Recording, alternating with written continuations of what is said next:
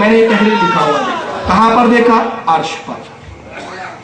فعلمت، میں نے جان لیا، انک لم تصف الی اسمک الی احب الخلق الی، جس کا نام تو نے اپنے نام کے ساتھ رکھا اس سے تو کتنی محبت کرتا ہوں گا کہ تو نے نہ اپنی ذات سے اس کو جدا کیا نہ اس کے نام کو اپنے سے جدا کیا. دیکھیں آدم کیا کہہ رہے؟ میں نے جان لیا، اسی وقت میرے سمجھ میں آ گیا کہ جس نام کو تو نے اپنے نام کے ساتھ رکھا. کیسے رکھا؟ ذرا میں اس کی تشریح کر دوں. ذرا کلمہ پڑھیے، لا الہ الا اللہ. کہاں ختم ہوا یہ؟ اللہ پہ. اب کلمے کا دوسرا جز پڑھیے، محمد. کہاں سے شروع ہوا؟ ختم اللہ پہ، شروع محمد سے، درمیان میں کوئی فاصلہ نہیں. کتنا قریب رکھا، ایک واو کا بھی فرق آنے نہیں دیا، ایک لفظ کا بھی فرق آنے نہیں دیا. تو آدم نے کہا رب کائنات، میں نے جب اپنے سر کو اٹھایا تو عرش پر میں نے لکھا ہوا پایا کلمہ طیبہ کو. میں نے جان لیا کہ جس کا نام تیرے نام کے ساتھ ہے تو اس سے کتنی محبت کرتا ہوں گا. فقال اللہ تعالی صدقت یا آدم، اللہ تعالیٰ نے ارشاد فرمایا آدم تو نے سچ کہا، سچ کہا تو نے. انہو لاحب الخلق الی، تمام مخلوق میں مجھے سب سے زیادہ محبوب وہی ذات ہے. وَإِسْأَلْتَنِي بِحَقِّ قَدْ غَفَرْتُ لَكَ، تو نے اس کے وسیلے سے مانگا اس لیے میں تجھے بخش دیا ہے. لولا محمد ما خلق، اے آدم اگر اس ذات کو پیدا کرنا مقصود نہ ہوتا تو میں تجھے بھی پیدا نہ کرتا. یہ حدیث یہاں ختم ہو. امام عسقلانی آگے لکھتے ہیں رواه البہقی، امام بہقی نے اس حدیث کو تخریج کیا فی دلائل النبوت. انہوں نے دلائل النبوت میں لکھا، انہوں نے ایک حوالہ دیا. یہ حدیث اور کہاں کہاں ہے سن لے، میں ذرا سنا دوں تاکہ بیچارے جو اہل حدیث بولتے ہیں اپنے آپ کو ان کو بھی پتا چلے کہ بریلیوں کے بعد اس تعلق سے کتنی حدیث ہے.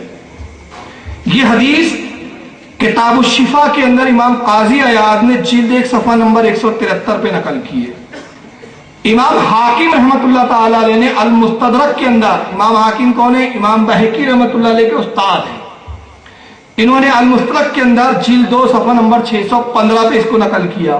اور اب اس امام کا میں نام لے رہا ہوں جن کو اہل غیر مقلدین بنام اہل حدیث سب سے زیادہ مانتے ہیں، وہ حضرت امام عبد الرحمن ابن جوزی رحمت اللہ تعالی علیہ. انہوں نے اپنی کتاب الوفات صفحہ نمبر 47 پر بھی اس حدیث کو نقل کیا.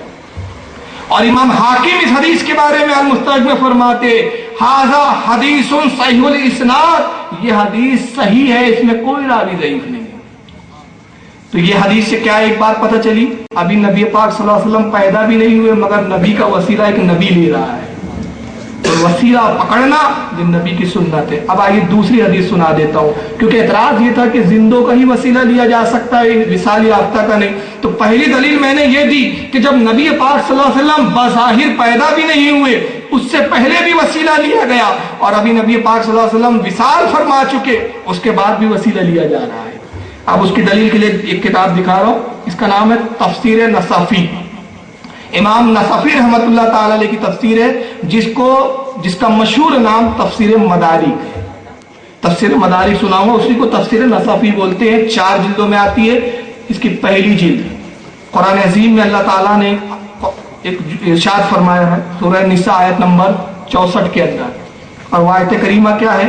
اللہ ارشاد فرماتا ہے وَلَوْ أَنَّهُمْ إِذْ ظَلَمُوا أَنفُسَهُمْ جَاءُوكَ، اے ایمان والو، اے لوگو، جب تم اپنی جانوں پر ظلم کرو، گناہ کرو تو میرے نبی کی بارگاہ میں آ جاؤ، میرے نبی کے پاس آ جاؤ.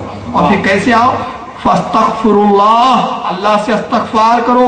وَاسْتَغْفَرَ لَهُمُ الرَّسُولُ، اور اگر ہمارا رسول تمہارے لیے شفاعت کے لیے اپنے ہاتھوں کو بلند کر دے لَوَجَدُوا اللَّهَ تَوَّابًا رَحِيمًا، تو تم اللہ کو بہت زیادہ توبہ قبول کرنے والا پاؤ. یہ قرآن میں کس میں ہے؟ قرآن میں. تو سب سے پہلے 2 چیزیں ثابت کریں. اللہ نے فرمایا جب تم جانوں پہ ظلم کرو، گناہ کرو تو میرے نبی کی بارگاہ میں آؤ، پھر اللہ سے توبہ کرو، استغفار کرو. اور اگر میرا نبی تمہارا وسیلہ بن جائے، تمہارے لیے شفاعت کے لیے اپنے ہاتھوں کو بلند کر دے تو اللہ کو توبہ قبول کرنے والا پاؤں گے. یہ قرآن میں ہے، حدیث میں نہیں ہے کہ آپ جس کو ضعیف کہہ دیں، راوی کو ضعیف کہہ دیں، اسناد کو ضعیف کہہ دیں، متن کو ضعیف کہہ دیں. اس میں کوئی ایسی چیز نہیں جس کا آپ انکار کریں کہ قرآن عظیم میں ہے. اب سوال یہ پیدا ہوتا ہے کہ اگر یہ آیت پر عمل رسول اللہ کی زندگی میں ہی تھا، بعد وصال نہیں ہو سکتا، تو آپ ثبوت لائیے کہ آیت اب منسوخ ہو چکی ہے اور وہ قیامت تک نہیں لا سکتے۔ تو معلوم ہوا کہ اس آیت پر عمل ہوگا۔ اب اس آیت کی تفسیر کے اندر، یہ تفسیر کی کتاب ہے، قرآن کی تفسیر ہے، حضرت امام نصفی رحمۃ اللہ علیہ کیا فرماتے ذرا سنیے حدیث کے الفاظ۔ حدیث لکھتے ہیں عن علی رضی اللہ تعالیٰ عنہ، حضرت علی رضی اللہ تعالیٰ عنہ سے روایت مروی، حضرت علی کہتے ہیں جاء عربی بعد دفنہ علیہ السلام، اللہ کے نبی صلی اللہ علیہ وسلم کے وصال کے کچھ دن بعد یا کچھ بعد ایک عربی، عرب کا رہنے والا ایک شخص حاضر ہوا، فرمی بنفسہ علی قبری، اور اس نے رسول اللہ کی قبر پر اپنے آپ کو گرا دیا، قبر پر وہ جھک گیا، وَحَسَا مِن تُرَابَهُ عَلَى رَأْسِ، اور اس نے قبر اقدس کی مٹی کو اٹھا کے اپنے سر پہ ڈالنے لگا، اور اس کے بعد کہتے ہیں وَقَالَ يَا رَسُولَ اللَّهِ، کیا جملے حضرت علی کے حدیث کے، اس نے کہا یا رسول اللہ، اے اللہ کے رسول۔ ایک بات اس سے یہ بھی ثابت ہو گئی کہ بعد وصال نبی یا رسول اللہ کہنا صحابی کی سنت ہے، تو یا رسول اللہ سے بھی اختلاف ہے نا ان کو۔ تو اس نے کہا یا رسول اللہ، کل تو آپ نے فرمایا ہے، فسمعنا، اور ہم نے سنا ہے، وقال فیما انزل علیہ، اور آپ پر اللہ نے کلام نازل کیا، اور وہ کلام یہ ہے وَلَوْ أَنَّهُمْ إِذْ ظَلَمُوا أَنفُسَهُمْ جَاءُوكَ، جب تم گناہ کرو تو میرے نبی کے پاس آؤ شفاعت کے لیے، یہ کلام ہم نے سنا، وَقَدْ ظَلَمْتُ نَفْسِي، میں نے اپنی جان پر ظلم کیا ہے، میں نے گناہ کیا ہے، وَجِئْكَ أَسْتَغْفِرُ اللَّهَ مِنْ ذَنْبِي، آپ میرے گناہوں کے لیے رب سے استغفار کیجئے، فاستغفر لی من ربی، اپنے رب سے استغفار کیجئے، اور میں بھی استغفار کرتا ہوں، استغفر اللہ من ذنبی، میں بھی اپنے گناہوں کے لیے استغفار کرتا ہوں، آپ بھی رب کی بارگاہ میں میرے لیے استغفار عرض کیجئے۔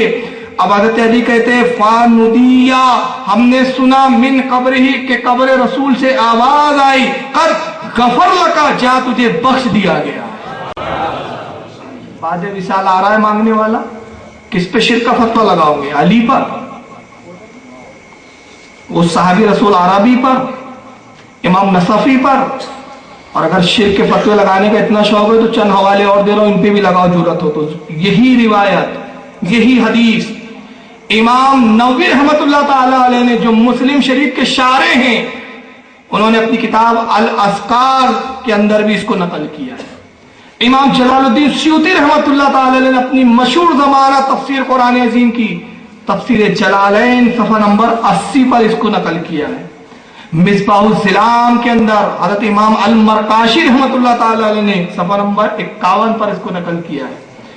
المغنی کے اندر حضرت امام ابن قدامہ حنبلی رحمۃ اللہ تعالی علیہ نے اپنی کتاب المغنی جلد نمبر 3 صفحہ نمبر 588 پہ نقل کیا ہے۔ اور آخری حوالہ سن لو، اس پہ جرات ہو تو غیر مقلدین پہلے ان پہ فتویٰ لگائے، بعد میں دوسروں پہ لگائے، کیونکہ ان کے مسلم بزرگ، ان کے سب سے بڑے حضرات جن کو یہ بہت مانتے ہیں، جانتے ہیں، قرآن کی تفسیر انہی کی پڑھتے ہیں، وہ علامہ ابن کثیر۔ ابن کثیر نے اپنی تفسیر کثیر کے اندر جلد 1 صفحہ 727 پر بھی اس کو روایت کیا ہے۔ تو یہ حدیثیں بتا رہی ہے کہ رسول اللہ کے بعد بھی مانگنا جائز ہے۔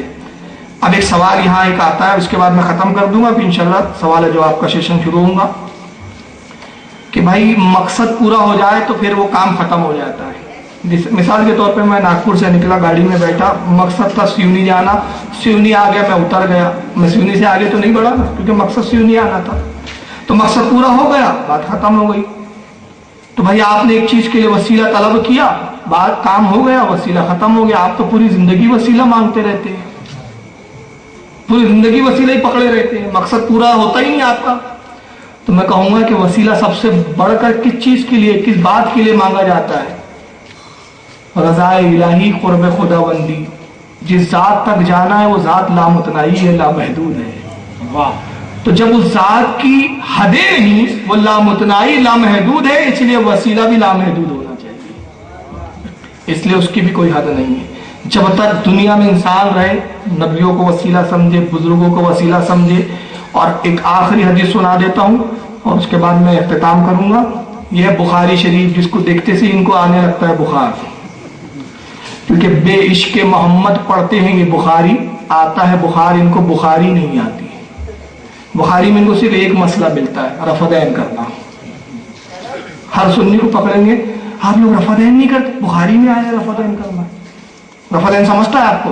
آپ کے لیے نیا ہوں، ہمارے ناگپور میں بولتے ہاتھ اٹھاتے رہتے ہیں، اور مسلم شریف کی حدیث ہے کہ گھوڑوں کی طرح دم جیسے گھوڑے ہلاتے ویسے ہاتھ مت ہلایا کرو، منسوخ ہو گیا، پہلے تھا وہ۔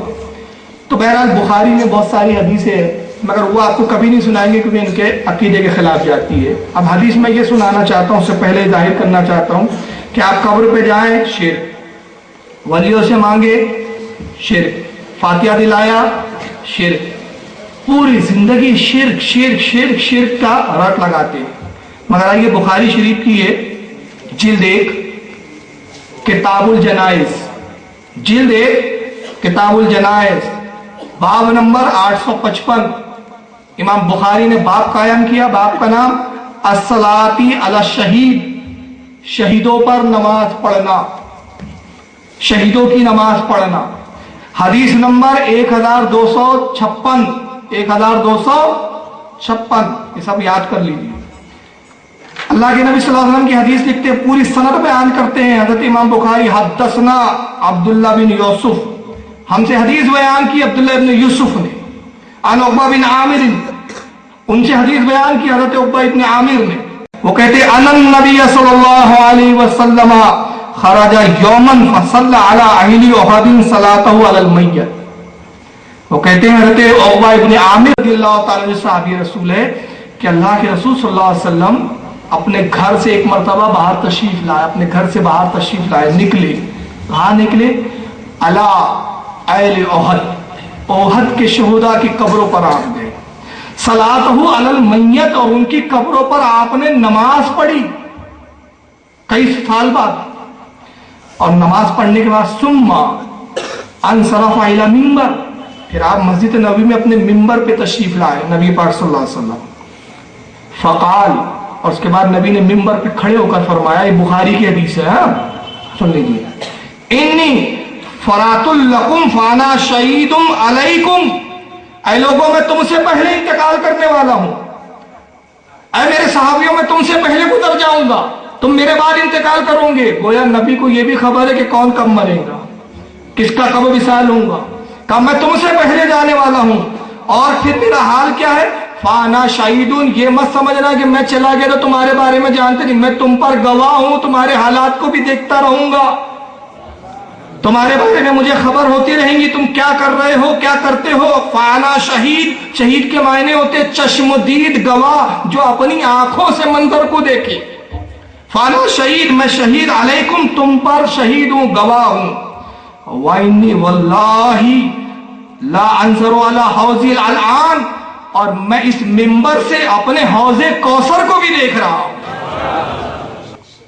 اور قسم کے ساتھ فرما رہے ہیں، قسمیہ ہے، جملہ قسمیہ، وَإِنِّي وَاللَّهِ، انی واحد کا صیغہ، فرماتے میں واللہ، اللہ کی قسم، رب کائنات کی قسم، اس منبر سے اپنے حوض کوثر کو دیکھ رہا ہوں۔ کہاں ہے حوض کوثر؟ کہاں ہے ذرا بتاؤ؟ زمین اور پہلے آسمان کے درمیان کا فاصلہ 500 سال کی راہ، پھر ایک آسمان کی موٹائی 500 سال کی راہ، پھر ایک آسمان سے دوسرے آسمان کے درمیان کا فاصلہ 500 سال کی راہ، پھر دوسرے آسمان کی موٹائی 500 سال کی راہ، ہر آسمان کی موٹائی 500 سال کی راہ، ہر آسمان کے درمیان کا گیپ 500 سال کی راہ، 7 آسمان، اس پہ جنت، زمین پہ منبر پہ رسول کھڑے ہیں، نگاہ عرش اعظم کو دیکھ رہی ہے، نگاہ جنت کو دیکھ رہی ہے، اور جنت میں بہتی ہوئی نہر کوثر کو بھی ملاحظہ کر رہی ہے، اور کہہ رہے شک نہ کرنا، اس لیے کہ قسم نبی کھا رہا ہے، کوئی معمولی شخصیت نہیں ہے۔ واللہ، اللہ کی قسم، میں اپنے حوض کو، لا انظر علی حوضی، میں اپنے حوض کوثر کو الان ابھی بھی دیکھ رہا ہوں، اس وقت بھی دیکھ رہا ہوں، میری نگاہ دیکھ رہی ہے حوض کوثر کو۔ وَإِنِّي أُوتِيتُ مَفَاتِيحَ خَزَائِنِ الْأَرْضِ، اب تو وہابیت کا بیڑا غرق ہو گیا، امام بخاری کٹر بریلوی تھے، قسم خدا کی۔ اب کیا کہتے ہیں سن رہے آپ؟ اللہ کے نبی فرماتے ہیں وَإِنِّي أُوتِيتُ مَفَاتِيحَ خَزَائِنِ الْأَرْضِ، اللہ تعالیٰ نے زمین کے خزانوں کی ساری کنجیاں مجھے عطا فرما دی ہے۔ زمین کے جس خزانے کو جب چاہوں نکالو، جس کو چاہوں عطا کرو. اور اس کے بعد راوی کہتے ہیں حضرت عقبہ او مفتاحی، یا شاید یہ کہا اللہ کے نبی نے کہ مجھے زمین کے خزانے دے دیے گئے، یا یہ فرمایا کہ زمین کے خزانوں کی کنجیاں دے دی گئی. یہاں راوی کو تھوڑا سا شک ہے. پھر کہتے ہیں اللہ کے نبی وَإِنِّي وَاللَّهِ مَا أَخَافُ عَلَيْكُمْ، خبردار ہو جاؤ مجھے اس بات کا کوئی شک ہی نہیں ہے، خوف ہی نہیں. اخاف، مجھے کوئی خوف نہیں کہ تم پر کس بات پہ، ان تشرکوا بعدی، کہ تم میرے بعد شرک کروں گے. واہ، یہ ہے میرے بیان کا اصل موضوع. اللہ کے نبی فرما رہے ہیں وَإِنِّي وَاللَّهِ، اللہ کی قسم، ما خاف، مجھے کوئی خوف نہیں، علیکم، تم پر، ان تشرکوا بعدی، کہ تم میرے بعد شرک میں مبتلا ہو جاؤ گے. تم میرے بعد شرک ہرگز نہیں کرو گے، شرک میں کبھی مبتلا نہیں ہوں گی. ولیکن، مگر صرف، ولیکن اخاف، صرف مجھے اس بات کا تم پر خوف ہے. ولیکن اخاف علیکم ان تنافسوا فی، کہ تم میرے بعد آپس میں اختلاف کرو گے، فرقوں میں بٹو گے، دنیا کی طلب میں لڑو گے. تم لڑ سکتے ہو، بٹ سکتے ہو، مگر شرک نہیں کر سکتے. نبی قسم کھا کے کہے کہ تم شرک نہیں کر سکتے، اور یہ توحید کے ٹھیکیدار پوری امت مسلمہ کو مشرک بناتے پھر رہے ہیں. تو بھائی تمہاری ماننا کہ نبی کی ماننا؟ اور پھر نبی کی بھی کیسی حدیث جس میں ہر بات پہ اللہ کے نبی نے قسم یاد کی، اللہ کی قسم کھا کھا کے فرما رہے ہیں. تو نبی کیا جھوٹی قسم کھائے گا؟ تو اب یہ کہہ دو یا تو امام بخاری بھی جھوٹے ہیں، حضرت عقبہ ابن عامر بھی جھوٹے ہیں، سچے سے آپ ہی. تو غرض کے میں یہ کرنا چاہتا ہوں کہ اس امت میں شرک نہیں ہوگا. جن چیزوں کو یہ شرک کہتے ہیں پہلے اس کو ثابت کرنا چاہیے. عالم تو یہ ہے کہ آپ تعجب کرو گے، تقویۃ الایمان اٹھائیے آپ، تو اس میں آپ ایک جگہ پڑھو گے تو بڑی ہنسی آئیں گی آپ کو. اور بہشتی زیور مولانا اشرف علی تھانوی کی اٹھائیے، اس میں بھی آپ پڑھیں گے تو ایک ہنسی آئیں گی. لکھتے سیوئی کھانا شرک ہے، صحرا پہننا شرک ہے. دولہے لوگ صحرا پہنتے ہیں نا. اور آئیے مذہب اعتدال، مسلک اعلیٰ، اعلیٰ سے پوچھا جاتا ہے دولہے کا صحرا پہننا کیسا ہے؟ صحرا سمجھ آپ کیا پہنتے ہیں؟ کیا پہنتے ہیں؟ سنی پہنتے ہیں. تو اعلیٰ حضرت کیا جملہ فرماتے، دیکھیے یہ ہے امام کی شان. کیا ہے بدعت، کیا ہے سنت، فیصلہ تو خود نہ کریے، بریلی کے چاہے امام احمد رضا پر چھوڑ دیے. امام حضرت فرماتے صحرا دنیاوی رسم ہے، کی تو کیا، نہ کی تو کیا. شریعت سے اس کا کوئی لینا دینا نہیں، نہ نبی نے حکم دیا نہ منع کیا. دنیاوی رسم اگر کیا تو بھی ٹھیک، نہیں کیا تو بھی کوئی غلط نہیں کیا، کوئی پکڑ نہیں. اور فرماتے جو صحرے کو جائز جو ہے لازم سمجھے وہ جاہل ہے، اور جو صحرا پہننے کو برا جانے، پہننے والے کو تانے دے، وہ بھی جاہل ہے. یہ ہے مذہب اعتدال. کیوں بھائی؟ ایک دنیاوی رسم ہے، خوشی ہے پہن لیا، اس کے بعد پیسے دے دو، پھول پہن لیا. اور اگر اس نیت سے پہنا، میری کتاب قدیم زندگی میں نے لکھا ایک مسئلہ شاہ عبداللہ محدث دہلوی کی مدارج النبوت کے حوالے سے کہ غلام رسول اللہ کے پسینے اقدس سے پیدا ہوا ہے. اگر اس نیت سے پہن لیا کہ یہ غلام نبی کے پسینے کا حصہ ہے، جنس ہے، اور یہ مجھ سے قریب ہے، تو جتنی دیر ہے میں اس کو دیکھوں گا تو نبی کے پسینے کی یاد آئیں گی، جتنی دیر سنوں گا نبی کے پسینے کی خوشبو کا احساس ہوگا، اور میں درود پڑھوں گا تو انشاءاللہ ثواب بھی مل جائے گا. نیت ہے. کیوں؟ الاعمال بالنیت، عمل کا مدار نیت پر ہے. تو جیسی نیت، تو پہننے والے کی نیت کیا یہ ہوتی ہے کہ اللہ بھی صحرا پہنے ہوئے چلو میں بھی پہن لیتا ہوں، تو آپ نے کہا شرک ہو گیا. معاذ اللہ، نہ اللہ صحرا پہنتا ہے نہ سیوئی کھاتا ہے، وہ کھانے سے پاک، پہننے سے پاک. مجھے آج تک سمجھ میں نہیں آیا کہ کو سیوئی کھانا کہاں سے شرک ہو گیا. تو ان کے بات بات پہ شرک ہے، اتنا شرک ہے کہ پوچھیے مت. مگر آپ اس چکر سے ہٹیے، مطالعہ کیجیے. آج سب سے بڑی دو چیزوں کی کمزوری ہے ہمارے، اور انشاءاللہ یہ کمزوری اگر اللہ نے چاہ دور ہو جائے نا تو پھر دنیا کی کوئی طاقت آپ کو پیچھے نہیں کر سکتی. میں اللہ رب العزت کی ذمہ داری کے ساتھ قسم کھا کے کہتا ہوں، قسم وحدہ لا شریک کی، کہ اگر روئے زمین پر کوئی مکتب فکر، کوئی فرقہ حق پر ہے تو وہ اہل سنت والجماعت مسلک اعلیٰ حضرت کے ماننے والوں کا فرقہ. اس میں کوئی مبالغہ نہیں ہے. جب چاہو ہاتھ کنگن کو آرسی کیا، آ پیارے ہنر آزما، تو تیر آزما، ہم جگر آزما. تو یہ حق ہے. علم ہمارے یہاں ہے، دلائل ہمارے یہاں ہے. کمی صرف کیا ہے؟ ناواقف ہونا.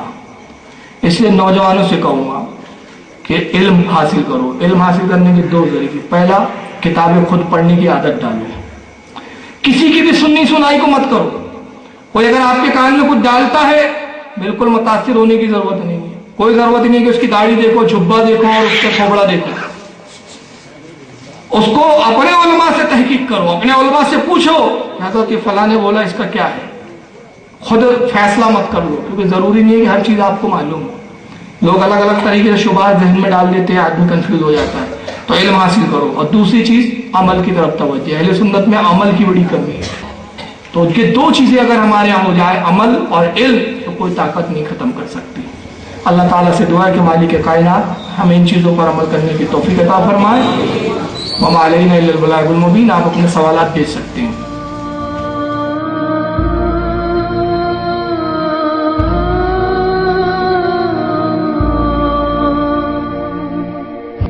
طلع البدر علينا من ثنيات الوداع وجب الشكر علينا ما دعا لله داع ما دعا لله داع.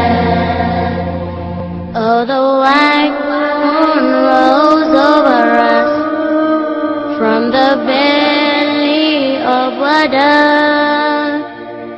and we owe it to show gratefulness where the call is to Allah.